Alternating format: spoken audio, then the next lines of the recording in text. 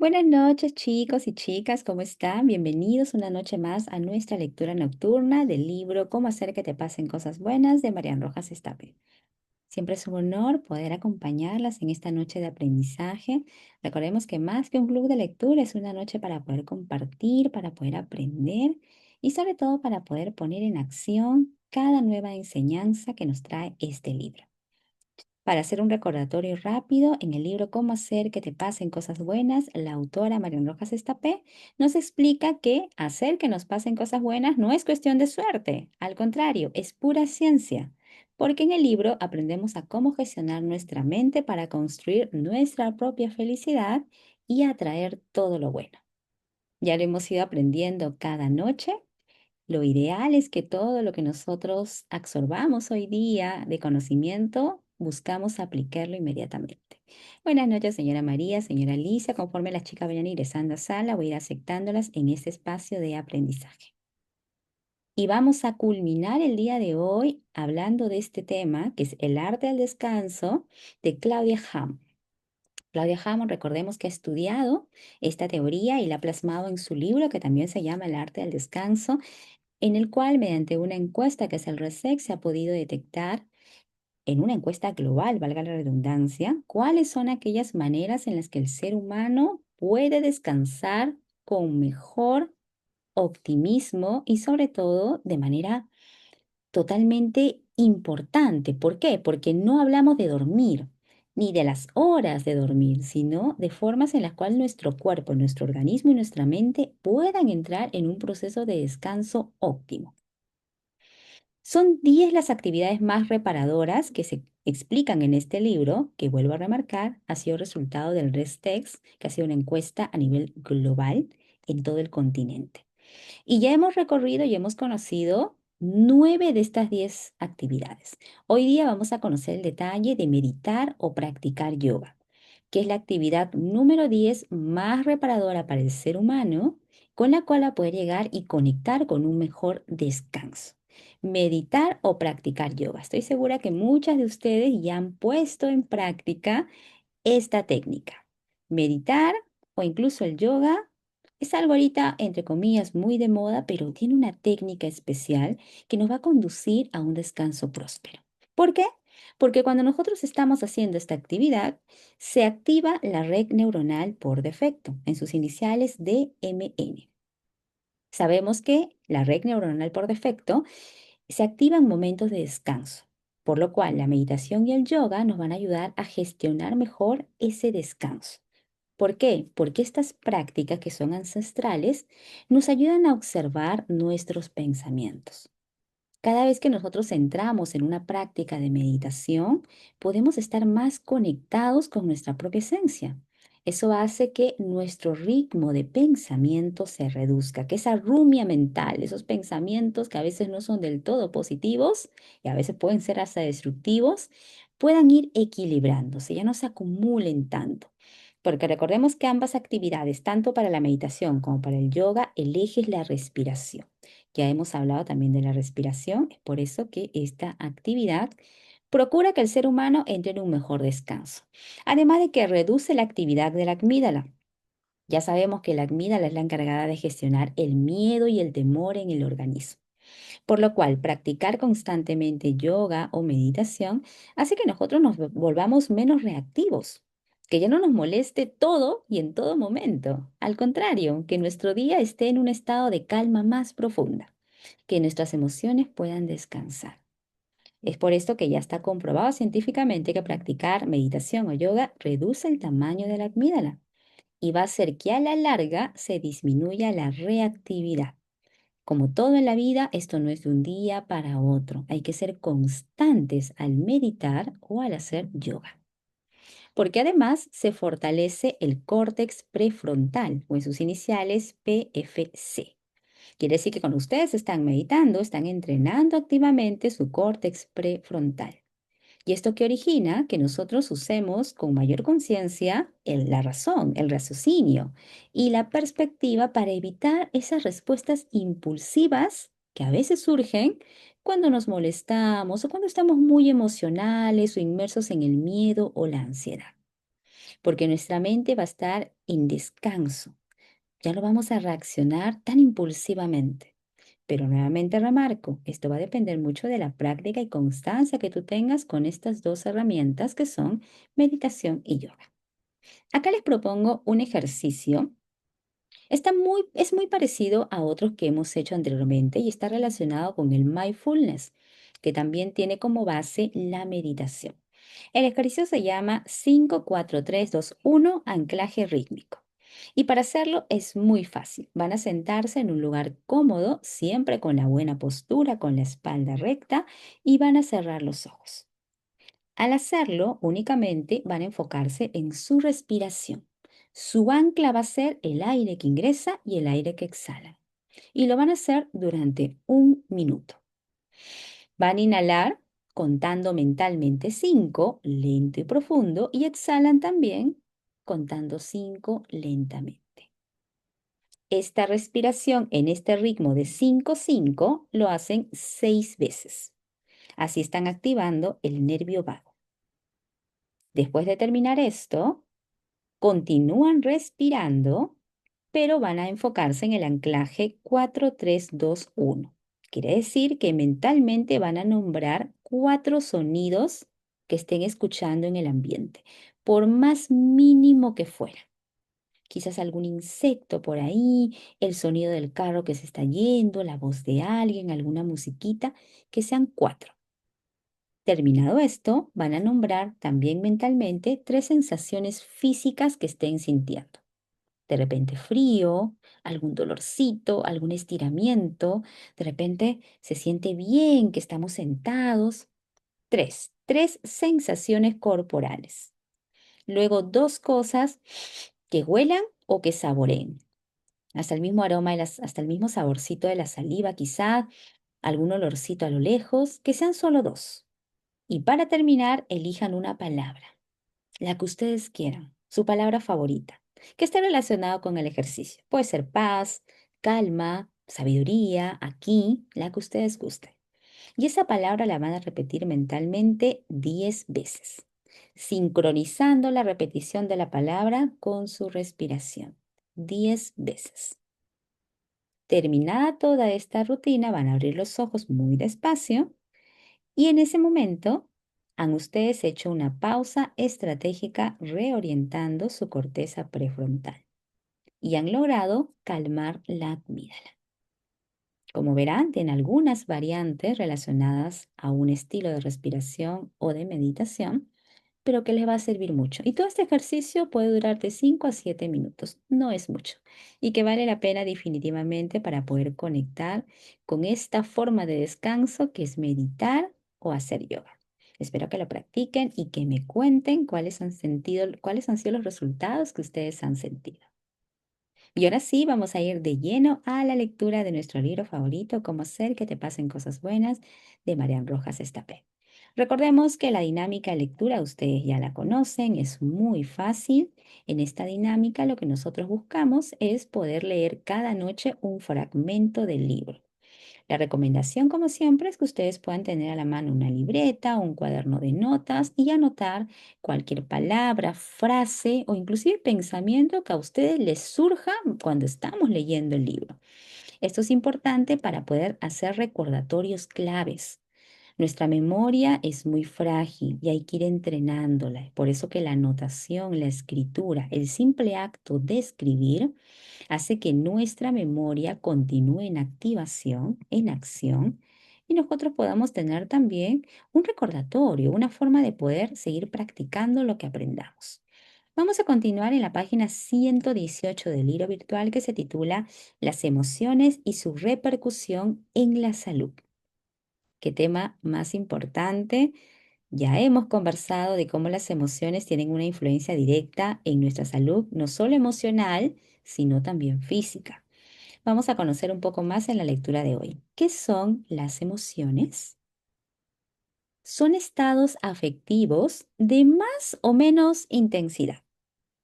La respuesta que ofrece el cuerpo a las circunstancias de la vida, a los eventos de nuestro día a día, a nuestra subjetividad, que muestran la manera de ser y expresan la forma en que nos sentimos. Unos mismos hechos pueden originar diferentes emociones, las cuales dan color y sabor a los acontecimientos de nuestra vida. Pero las emociones también están relacionadas con la salud física y mental. Por ejemplo, si digo, me siento bien, experimento bienestar y paz. Si afirmo, me siento sano, mejoro mi salud.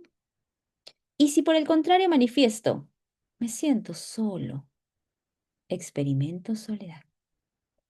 Miren cómo aquí las emociones se manifiestan en palabras y es como un decreto.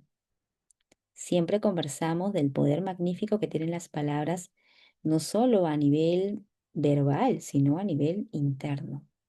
Se relacionan con nuestra realidad, con nuestras emociones.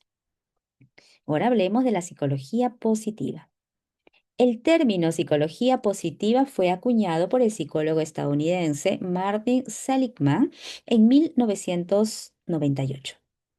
Existen dos formas de responder ante los eventos. Son las emociones positivas o negativas. Según la que domine y mande, nos sentiremos de una u otra manera. Entremos más en profundidad. Las más estudiadas a lo largo de la historia han sido las emociones negativas: dolor, angustia, ansiedad, rabia, soledad. En los últimos años, desde la ciencia cada vez se indaga más sobre las emociones positivas, especialmente tras la relativamente reciente aparición de la psicología positiva. Otro científico interesante es Richard J. Davidson, doctor en neuropsicología y fundador y presidente del Centro de Investigación de Mentes Saludables en la Universidad de Wisconsin-Madison. Allí investiga emociones, conductas y cualidades positivas del ser humano como son la amabilidad, el afecto, compasión y el amor. Todo ello comenzó tras conocer al Dalai Lama en 1992, quien le hizo una pregunta. ¿No os habéis planteado nunca indagar en vuestros estudios sobre la mente en la amabilidad, la ternura o la compasión? Voy a repetir la pregunta. ¿No se han planteado nunca indagar en sus estudios sobre la mente en la amabilidad, la ternura o la compasión? Desde entonces, indaga sobre emociones positivas en el ser humano. Su lema es: la base de un cerebro sano es la bondad.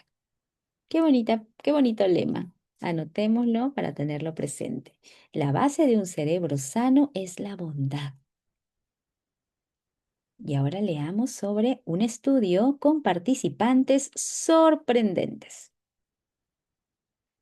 Los doctores David Snowdon y Deborah Dagner llevaron a cabo un estudio con 180 monjas católicas en Estados Unidos que habían escrito notas autobiográficas a una edad media de 22 años. Dichas monjas fueron analizadas 60 años después. Los investigadores hallaron una correlación entre las emociones positivas vertidas en esas notas autobiográficas y la longevidad. El 90% en las que habían cuantificado mayor número de emociones positivas seguía con vida a los 85 años. Y esto solo sucedía entre el 34% de las que habían mostrado menos emociones positivas. Miren, el 90% de las monjitas que habían experimentado emociones positivas seguían vivas a los 85 años. Y esto solo sucedía en el 34% de las que habían mostrado menos emociones positivas. En una evaluación posterior, el 54% de las que más emociones positivas mostraron seguían vivas a los 94 años, mientras que del grupo con menos emociones positivas solo sobrevivía el 11%. También descubrieron que las monjas que expresaban más pensamientos o tenían una mayor riqueza de vocabulario tenían una menor posibilidad de desarrollar algún tipo de demencia senil pasado los 85 años, edad en la que el riesgo de Alzheimer está en un torno al 50%. Un estudio continuó incluso tras la muerte de participantes en el estudio, ya que la gran mayoría donaron su cerebro para que pudiera ser analizado con posterioridad. En este sentido, el mayor descubrimiento fue que no había una relación clara entre patología y síntomas. Es decir, que las monjas cuyos cerebros presentaban daños graves habían mostrado un buen estado de salud física y mental. Ya a la inversa, se encontraron tejidos intactos en monjas que habían mostrado claros síntomas de algún tipo de demencia senil. También se descubrió que los cerebros más sanos que correspondían con los de las monjas que vivieron más de 100 años. Monjas que vivieron más de 100 años. Y en ellas descubrieron los cerebros más sanos. Imagínense. Resulta curioso saber que el profesor Snowdon comenzó el estudio de forma completamente casual. Acudió al convento para indagar sobre los hábitos alimenticios de la comunidad religiosa y sus efectos en el envejecimiento. Ya allí, se sorprendió al darse cuenta de que era un grupo de estudio interesante con características idóneas para ser estudiado, con niveles de bajos estrés, sin tabaco ni alcohol. En ese lugar llegaron a vivir 7 monjas con más de 100 años. Eran denominadas las 7 magníficas. El estudio recibió una subvención oficial de unos 5 millones de euros debido al interés que suscitó. Mm, Llegamos a una conclusión muy interesante. La senilidad y el envejecimiento mental no parecen inevitables, aunque seamos muy ancianos. La clave parece residir en las emociones positivas.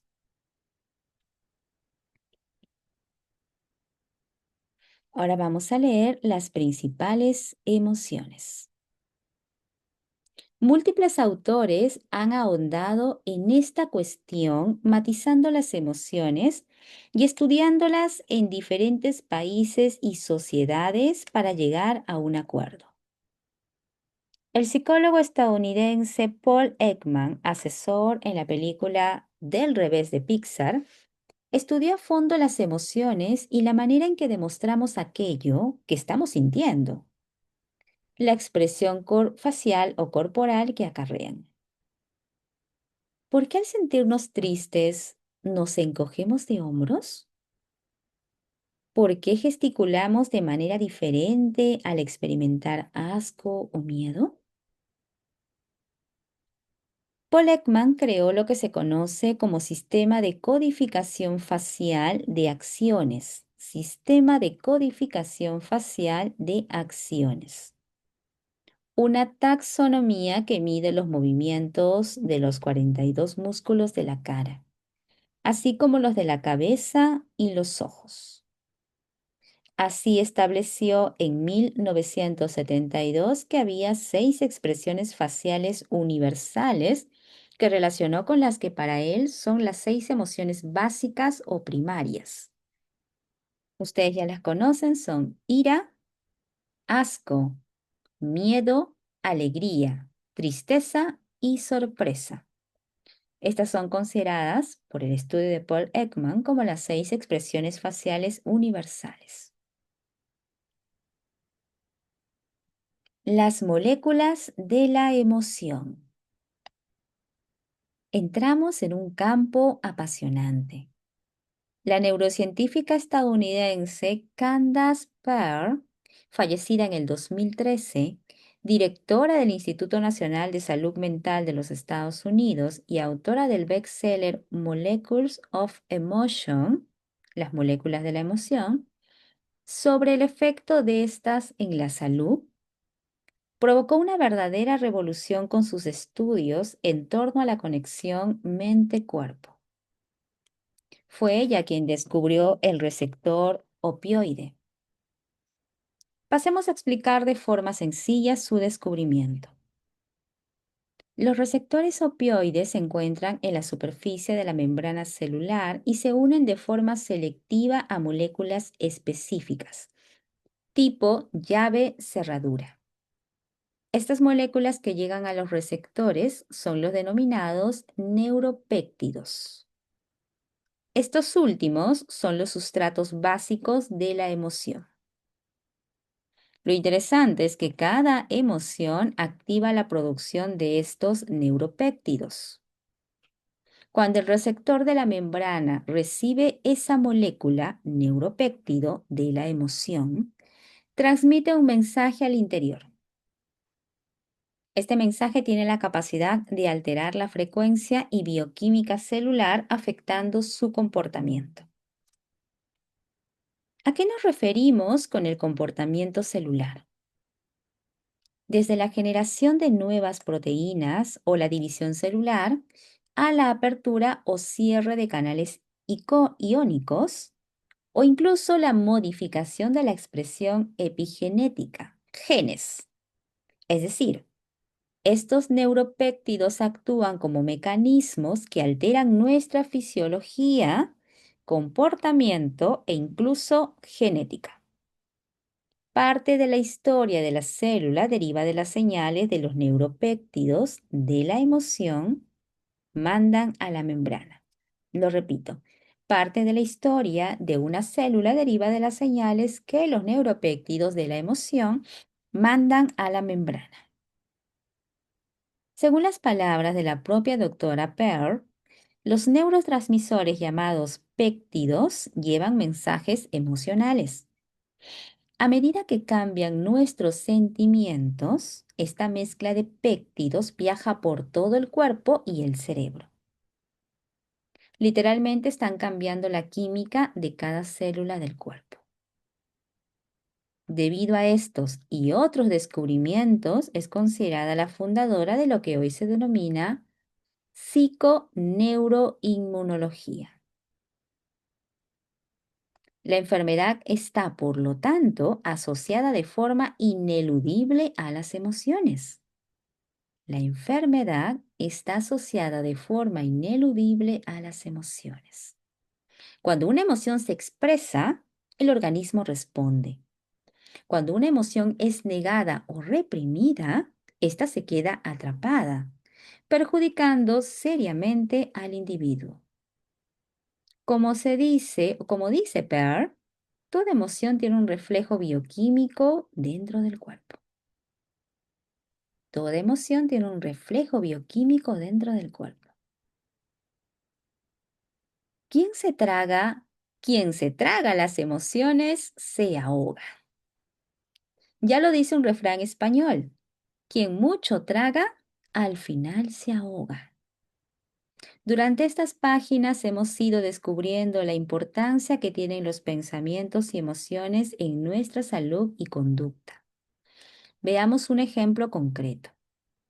Si alguien me dice, vas horriblemente vestida, yo puedo reaccionar de diferentes formas, respondiendo, tú sí que eres horrible. O tragándome toda emoción, quedándome resentida, triste y dándole vueltas. ¿Por qué me habrá dicho esto? Tampoco soy tan horrible.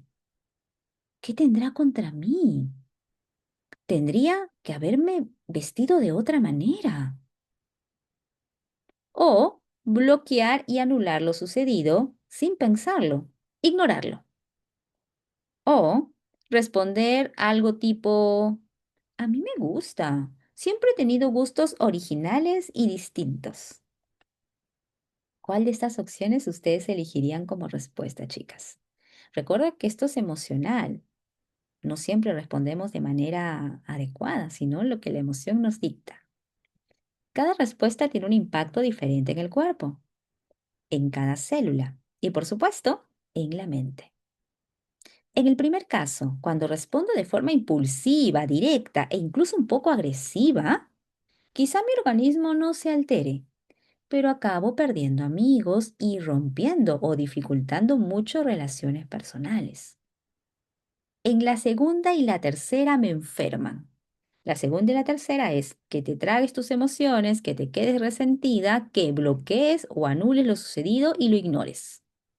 Si eliges la segunda o la tercera opción, te enfermas, porque estoy silenciando y bloqueando emociones negativas, y eso tiene la repercusión sobre mi salud física y psicológica. Freud lo explica de esta manera. Las emociones reprimidas nunca mueren, están enterradas vivas y saldrán a la luz de la peor manera. La última respuesta es la más sana. La última respuesta la voy a repetir. Responder algo tipo, a mí me gusta, yo siempre he tenido gustos originales y distintos. No siempre es posible actuar y responder de la mejor manera posible. A veces la propia personalidad o las circunstancias nos hacen actuar de forma inesperada o inadecuada. Y solo somos conscientes de ello tiempo después. Vivimos en una sociedad que nos incita a bloquear y anular las emociones. Esto se debe a que parece que sentir o emocionarse es un signo de debilidad o de falta de fortaleza. E incluso en ocasiones parece que resulta inadecuado y poco apropiado expresar lo que uno siente, sobre todo si tiene un componente emotivo. Los que nos dedicamos al mundo de la mente y las emociones, sabemos que reprimir una emoción equivale a no aceptarla. Se quedan encajadas y enquistadas en el subconsciente. Lo lógico es que afloren de una u otra forma en otro momento de nuestra vida, perturbando entonces profundamente nuestro equilibrio. Un ejemplo claro son las depresiones que acontecen en el embarazo o puerperio, momentos de gran vulnerabilidad en la mujer. Si uno guarda lo que siente por miedo a lo que piensen los demás, por temor a quedar en ridículo o por incapacidad de expresarlo, eso termina causando un daño.